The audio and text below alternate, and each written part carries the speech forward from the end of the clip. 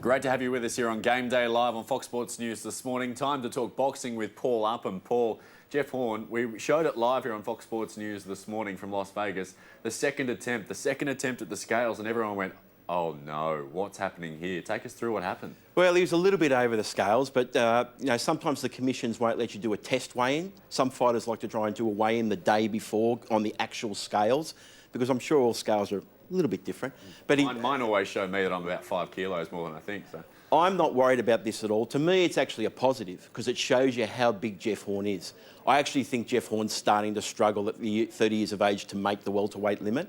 And so he's going to be the bigger and hopefully stronger guy in the ring. We saw them when they were together. Jeff Horn's a little bit taller. He's a little bit bigger. And I'm expecting him to be the bigger guy in the ring. And he's got to use that to his advantage. And he's got to bully Crawford around the ring. Exactly what he did against the smaller Manny Pacquiao in Brisbane. Take our viewers through what happened. So he's a little bit over. What then happens? He came back 45 minutes later. So that 45-minute gap, fill it in for us. They give you 2 hours. He has 2 hours to go away. And what they normally do is they go and do a little bit of road work, a run, or a little bit of shadow boxing, or go in the sauna. 45 minutes is nothing. He's obviously just sweated a little bit more moisture out of his body, bit of water out of the body. And Costa Zoo was over against Ricky Hatton, and he went away for an hour and got it off and came back down. So, look, it's unfortunate, and it seems to make the fighter seem unprofessional. But with the scales, you want to try and hit 140. You don't want to be too far under and weaken yourself. So there's a strategy there and a tactic. But if you can't get access to the actual scales that you're weighing in on, you never know until you get on the scales, and that's when you get that surprise look. Because he was adamant that he was well under. I mean, before the fight, he was talking, nah, weight's not an issue. Even heading down, there was reports from the journalists over there, nah, weight's not an issue, we're all good. And then that happens. Look, if Crawford sees that as a positive for him, he's underestimating Jeff Horn.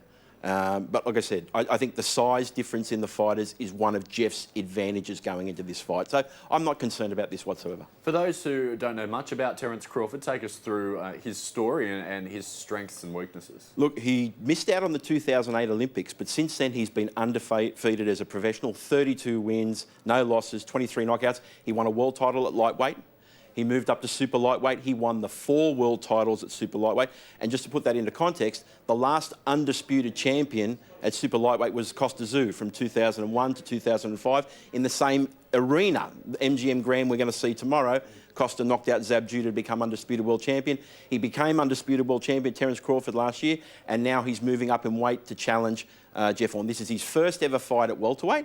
And I think he's the same age, 30 years of age. He's probably starting to struggle to make the weight. He's moving up, but I still think Jeff Horn's the bigger guy. Crawford is the second best boxer in the world pound for pound. And pound for pound means all boxers, all weight classes. So this guy's really, really good. And on paper, Crawford should win this fight pretty easily. We've got some rankings here as well. It just illustrates that point. Yeah, Vasily Lomachenko is considered to be the pound-for-pound #1 fighter in the world, no doubt about that. And Terence Crawford, you see at #2. And you see all the names, Gennady Golovkin, who we've talked about, we've seen here on Main Event against Saul Alvarez. He's the middleweight world champion today. And Errol Spence, who's undefeated welterweight, he's the next logical opponent. If Jeff Horn wins tomorrow, or Terence Crawford wins tomorrow, Errol Spence, who's undefeated at welterweight, is the natural big fight to come for whoever wins tomorrow. Your prediction? Look, I think Horn can win on points. He's got to start fast. He's got to throw a lot of punches. Crawford's got fast hands, but he doesn't fight fast. He doesn't throw a lot of punches every round. Jeff Horn's got to get off to a fast start, throw lots of punches, bully him around the ring, push him around, and I think he can win on points. You've only got to win 7 rounds out of the 12 to win. So Horn to win on points and a really close fight. Paul Upham, your insights are always on the money. We appreciate your time here on Game Day Live. Thanks, Luke. There you go, boxing expert Paul Upham. All right, after